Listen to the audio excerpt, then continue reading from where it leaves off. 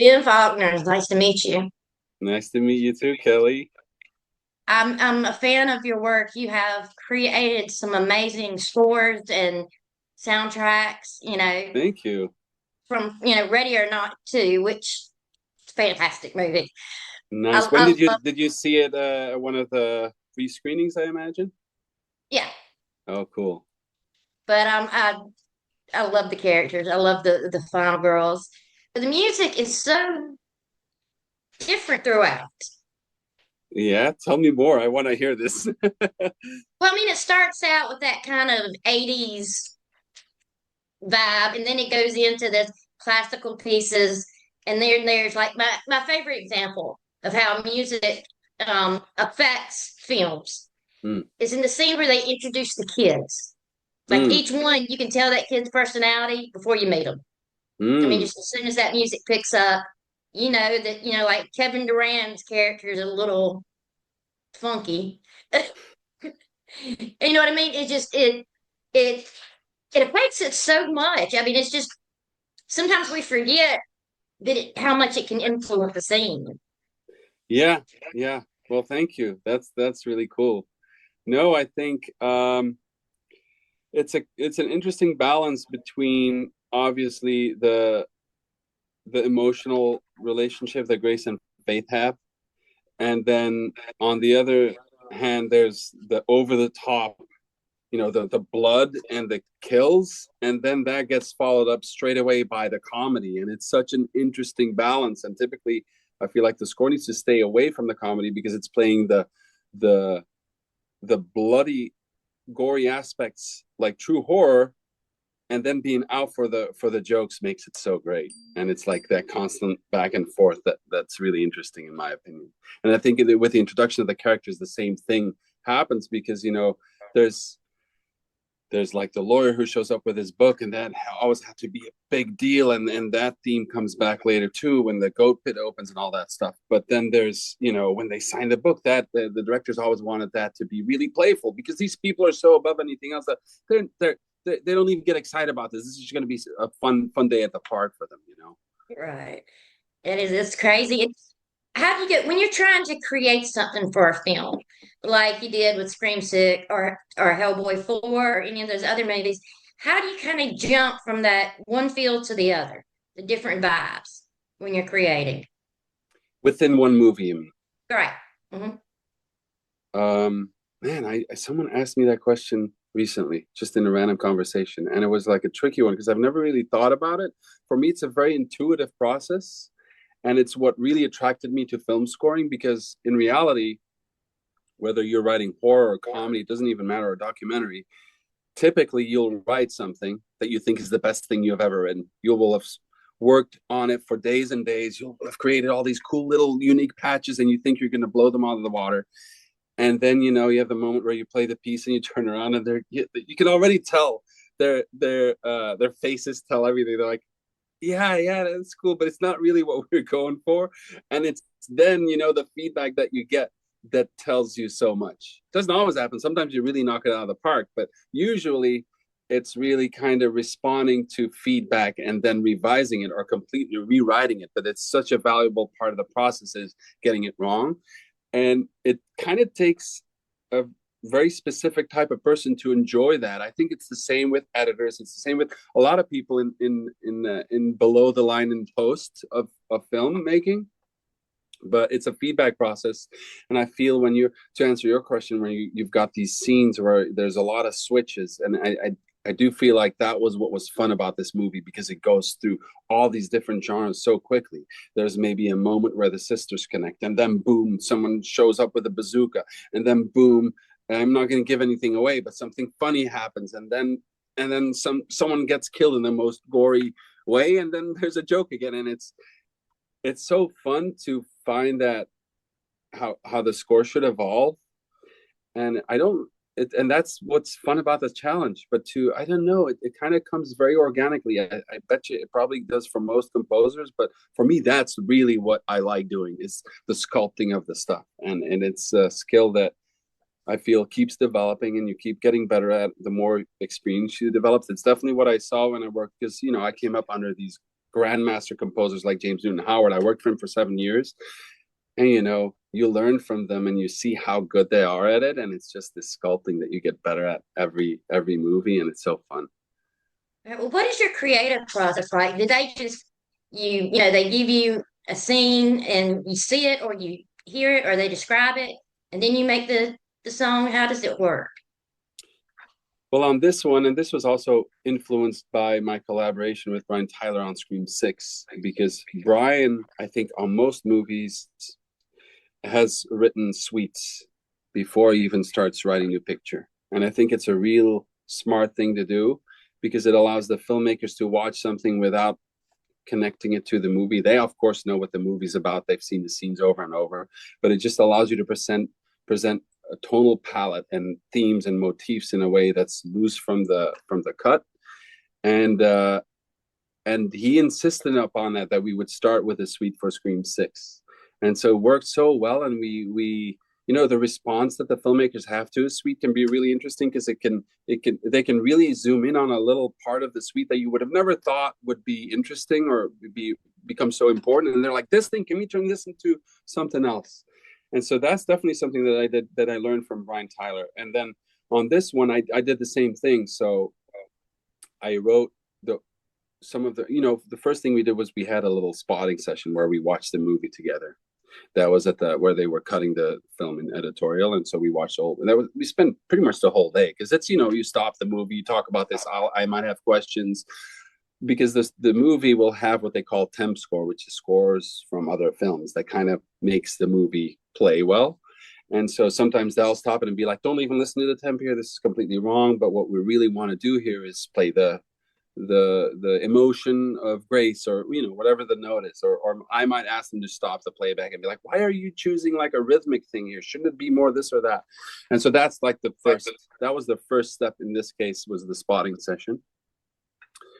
And then we'd also, during that session, we discussed like how much they liked the tone of the first film, because it's more of a traditional way of scoring, and they wanted to maintain that, but the first one is so different because it's set in this house. There's more of a mystery vibe, whereas this is like, it's pretty much on this resort, and it's a hunt, and there's so many more families that need to be introduced. There's the sisters theme, obviously the satanic pact is a big deal, and so they had a couple of thoughts about the emotional aspect, the emotional connection between the two sisters that was what the movie was about for them. So the sisters theme was like the number one thing to kind of find a solution for. And then the other thing was, they mentioned they wanted to have a satanic theme that could kind of ethereally weave throughout. So I had this motif, and we used, I'm throwing a lot at you, but since these families are so wealthy and they're so above everyone else, we thought, we should use like an old sound, like a Baroque string ensemble type sound. And so we played a lot with the cello, and playing it in different parts closer to the bridge, further away, going really eerie or going really emotional with that motif. But I also played with a viola da gamba, which is this old Baroque, there's different sizes, and we played with the bass viol. So it's this old fretted Baroque cello. It has it can have a very eerie, dry sound. It's a little less expressive than a cello, but it creates these cool harmonies. And so we played around with that. And so I presented the sisters theme, and I presented the satanic motif, and the presentation went really well. But then they said, that motif is so cool, but could we turn that short little, and you'll hear it throughout the movie, that was the motif. And then he's like, can we turn that into a full theme so that we can come back to other parts of that theme, and then the motif is really the kicking off of that theme. And so that was like step 3. So it was a spotting presentation of like the sisters theme and the motif, and kind of my unique world of instruments, and kind of slapping these Baroque celli with a bow, and creating a percussive element to it as well. And then the third step was really developing that theme full on. And then once we had all that, and they dug where I was going with that, then that's when I started writing to picture. So, which is interesting, I hadn't written to picture. We were already so far in the world of what the score was going to sound like before I even started writing to picture, which was kind of cool. What is your very favorite part of the process? Um, there's a couple different ones, but finding a theme that somehow can play the different emotions of a specific part of the story is really fun, especially when you get it approved and they get excited about it. Another part on this one was really fun was to play with this motif and from it create these more synth pads that had the motif reversed and stuff. And you'll hear it here and there. It doesn't, all these things you work on them for days and then you use them 3 times and it's like in the movie for 20 seconds, but you're so proud of when it does happen, you're like, oh my God, I know how I made that. And no one might even notice it, but it definitely creates so the uniqueness of the world that you're creating with a score doesn't always happen, but on this one, there were these ideas we had in the beginning that drove us into a specific direction of using these types of string instruments, using the motif to create these synth pads that I really liked on this movie. Also, this movie, the scale of things of the mythology gets so big towards the end, and the set is so cool. Who gets to write for things like that? Like, there's not a lot of movies that let you, go from comedy to emotion into some kind of satanic ritualistic moment that where, it's so that's really cool. That the changing of the scale and what emotionally the score is doing was super fun. Right, right. Um, can you tell us a little bit more about how you became a composer? Mm. Uh, well, my main instrument is the coolest instruments of them all, the clarinet.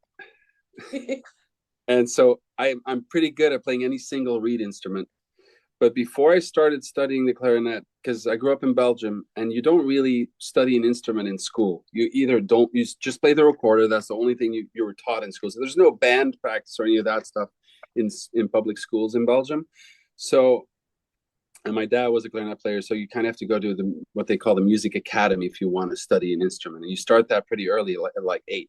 But before I even started getting music theory at 8 and studying clarinet at 9, I guess my brother started that whole thing on piano. He was 2 years older, so I was around 6, I feel, when he started getting piano lessons. So we had an upright.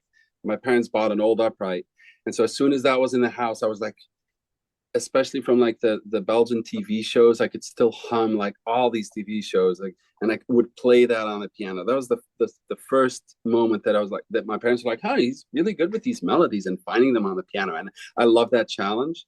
And then I started, once I got music theory at 8, I started writing pieces on. My mom still has like a little sheet of paper where like my first theme. It doesn't make any sense, that theme, but anyway, she has that sheet of paper. And then I really got, I grew up in the 80s and 90s in Belgium, and so there's a lot of electronic music, and that was what I started writing when I was like 12. I had all these 4 on the floor pieces, and I had this really crappy synthesizer, and I had 16 channels. That was pretty much all I had. But that I did that for years and years, and then I went to study, and I was very involved in music. I founded a symphony orchestra. I played keyboard in a funk band. And then on my last year, I did what they call an Erasmus project. And I went to Italy, to Rome for a year, where I lived with a Sicilian director. And that was really where this was like 2002. That's when I really, for the first time, started writing in sync to picture and felt the synergy between music and a story and how the sum of both becomes just more than, you know, of the separate, what I'm trying to say. It becomes more than the separate elements, and I fell in love with that. And then I from then on I it was a real serious passion of mine, and I became a lot better at using software and all the parts of that, and making. I also was into orchestral writing, so making demos that sounded like realistic orchestral pieces. I became better and better at that, and then I moved to the United States in 2007, and I did the UCLA film scoring program, and then I became a runner for a composer in 2009, and then in 2010 I got hired by James Newton Howard, and I learned everything from him. Just his dedication, the process. We traveled to London to record at Abbey Road or Air Studios. It was just such a long, great time where I got to learn every part of the process. Yeah. Right, right. Well, it's, good to know that that long journey has found you in a place where you can create for amazing films. Yeah, it's really I'm so excited about this film. This was such a unique opportunity, and it kind of the coming together of there's synth programming in, but there's orchestral. Clearly, there's a lot of orchestral elements in it, and that's what Matt and Tyler really loved. And so it was like, oh, this is the perfect challenge for me, you know. Right, right. It does have a fantastic, soundtrack, and it's, so many different elements and, different sounds from one song to the next. And I Thank you. have to ask you, this is a hard one. If you had to describe the soundtrack in 4 words, what would they be?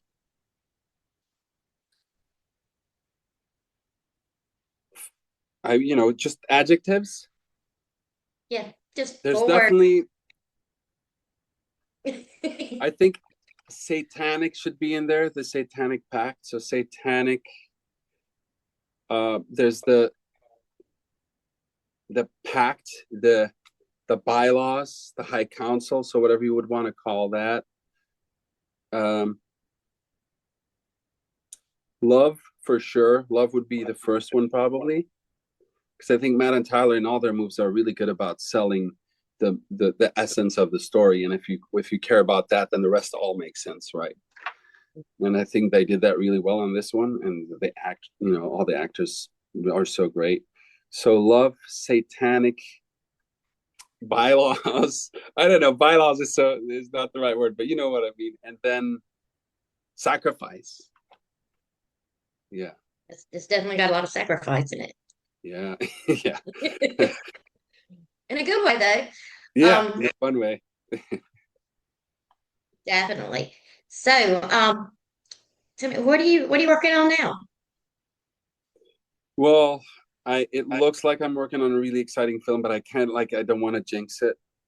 Um, and there's another thing I'm working on that also is very exciting that I also don't want to jinx because both are kind of happening, but not set in stone. But one's a documentary that's really cool, takes place in Europe, and the other one is a film that is comedy and then goes into horror, but it's by a really amazing filmmaker. And so, yeah, those are the two things I'll be focusing on the next couple of months. So, I mean, knock on wood, knock on wood. We won't jinx it. You didn't name it, so it doesn't jinx it. Doesn't count. But I just like I said, I really enjoyed the music of the film, and it blows my mind how much sound and music can shape a scene.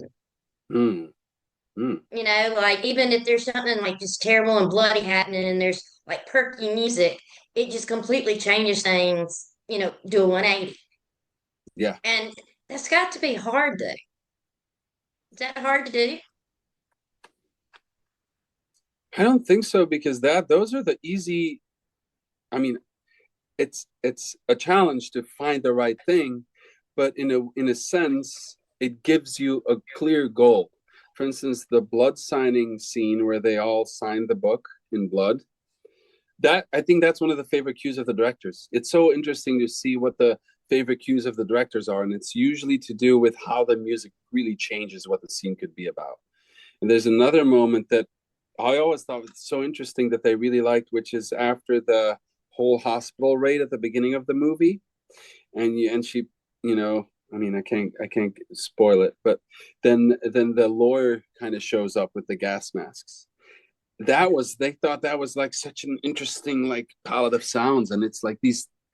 I don't know if it's areas that they were always kind of unsure what the score had to do, that then all of a sudden they feel like we nailed it, or but on the book signing thing they just loved that they had a piece of music that was based on the theme that usually plays the satanic ritualistic part, that it became such a fun piece.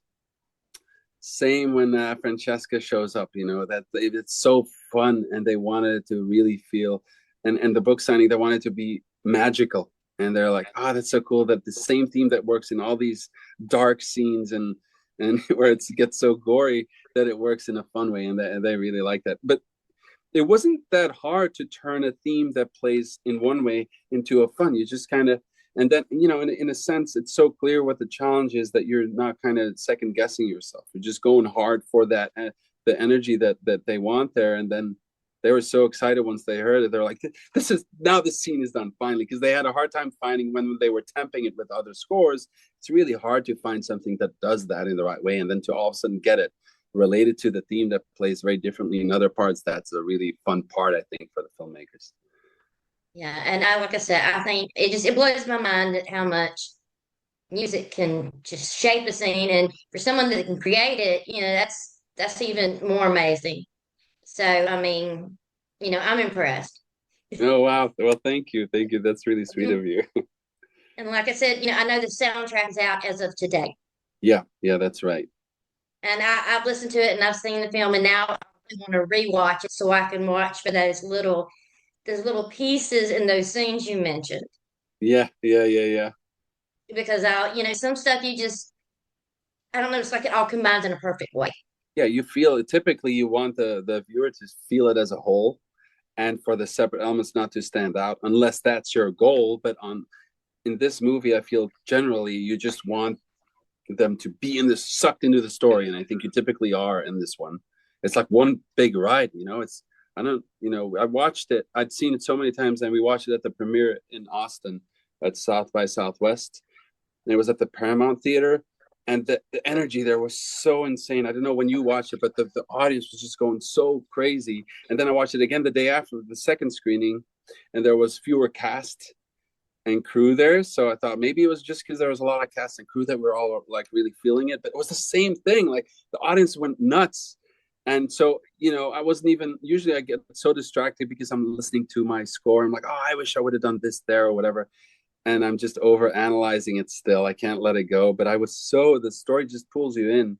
So I totally get that you weren't really paying attention to it. Hopefully it was always doing the right thing, but that just brings you just more into the movie. That's the goal. Well, But no, I yeah, mean, I very much notice, pieces in certain scenes, like in the opening when she's on the steps and that kind of 80s feel, yeah, comes across, and then, just through the different scenes, and it blended all so well, and the movie is great. I had a ball watching it. So I mean, it's really because I'm yelling because of course I've got to cheer for Final Girls, and I have a sister, so I get that too. yeah. So it really was. It's a fantastic movie. It's definitely a match for the first one, which is hard to do when you're pulling off a sequel to a horror comedy. Yeah. No, I agree. It's a tough one to do, and I think they did do that. They did succeed. It's just like, Yes. where are you gonna go after the first one? How can you even? But they went there. You're like, I guess they figured it out. Yeah, and I wouldn't be surprised if there's another sequel out there. And So it'd be awesome. Whether I get to score it or not, it's gonna be a good one. I know that. right, I can imagine it's got to be exciting to be able to see people responding to your music, because I know So that's fun. got to be Yeah, a and big then thing for and, you. and then straight after to meet so many people from the cast and crew after they've watched it, and then you're like introducing yourself. Oh, you did the score. It's so fun for that all to be in one day. It's so cool because usually you'll go to the theater and then I'll go with my kids or whatever, and then they're so yeah, that was you did a good job, but you're not. It's never the moment where they're like, oh my god, Dad, you're a genius. That never happens. They're like, okay, they're moving on to the next thing. He wants to. My son will want to go play video games, and my daughter will want to go play the piano or something. Yeah, But they're like probably that, a bit jaded because they live with it. I guess, yeah. And I was careful, but my son's now 14, and I am gonna go watch it in the theaters with him. Uh, because I've written some other stuff. I was like, oh, he was too young to watch it, but I think this one he's ready for. This is gonna be a fun one. I think we're gonna go watch it in like a week or so. Yeah, definitely do that. I mean, I was 9 the first horror movie I watched, so you know. Well, there you go. So I'm 5 years behind. Oh, I see a cute little puppy. Oh yeah, that's Gusty. That's my cute little Bernedoodle, just sleeping away the whole day. All right, well, I thank you so much for taking the time to talk with me, and I can't wait to Sure. see what you do in the future. Thank you. Because Yeah, what a pleasure. Thanks for having me on. thank you. Watch Ready or Not 2.